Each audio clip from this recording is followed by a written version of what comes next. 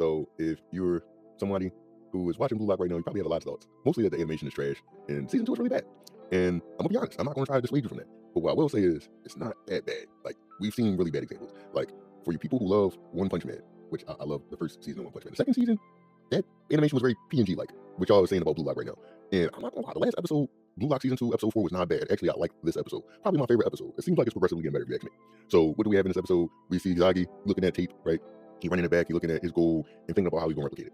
Then on another end, we got characters like the monk and Ryu and well, I said Ryu, Rio, and Nagi and Tenahead Ren, all of them competing, but we get to get like a focus on the less important characters. And I'm not gonna lie, Rio just turned up, right? But also we got a look into his past again, what actually made Rio the type of person he is. Because if anybody has seen the Nagi movie, right? And I did a review on that if you want to watch that. Pin it. Pretty much it shows that Nagi was very bored with life. But the same is actually also true of Rio. He was very bored with his life because he's super fluid, very talented. Like in this episode, it shows that he was even good at basketball. He was good at playing instruments like the guitar. He was at the top of his class, and it was pretty much always just expected that he was going to take over as his father's successor and become a wealthy businessman. And that idea frightened Ryu.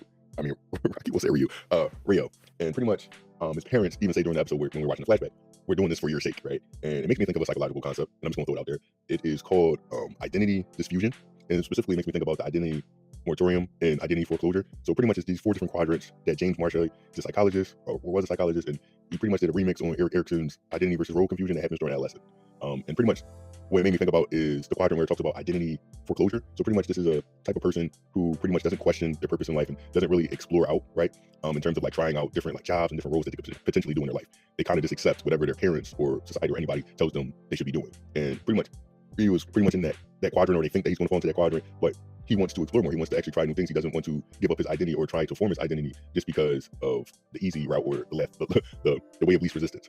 Because oftentimes people in life, they take the path of least resistance thinking that's going to be their path. But then what happens later is even more devastating, right? Because you think about the people who have like midlife crises, or people who end up feeling this big sense of regret because they never went for the things that they actually felt like they wanted to do. They went for the things that were easy, the things that were readily available. And we can even say that that's summed up in like last season when Boru had that dramatic scene where he was looking at what Nagi and Izagi was doing. It's like, if I keep going down this path, I'll become an alcoholic just watching them at the Nationals, and I can't accept that, right? So there's a lot of good things that happen with this episode. But also one thing I want to say is the thing that captures me about Blue Lock is the animation, it's the flashiness of the first season, right? But it's also the psychology, the game within the game, I like to say. And there's a couple of sports anime that I've seen this do well, right? So it's an anime I watch called One Outs, and I might do a review, depending on if I can get some feedback in the comments, and maybe people want to hear about One Outs and more anime like it, anime where they talk about the game within the game. So it's like essentially the little chess moves that players make so they can get to a certain outcome that gets them closer to winning, right? And also like how certain people don't make those moves or aren't aware of the game within the game, right?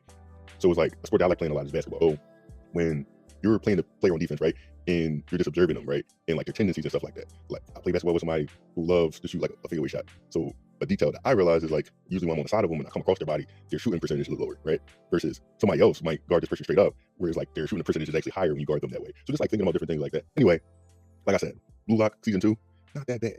And for those of you guys who disagree with me, y'all are welcome to disagree with me. I respect other people's opinion. I just think y'all wrong. And that has been my video or my rant on Blue Lock season 2. Y'all have a good day, and remember, stay philosophical.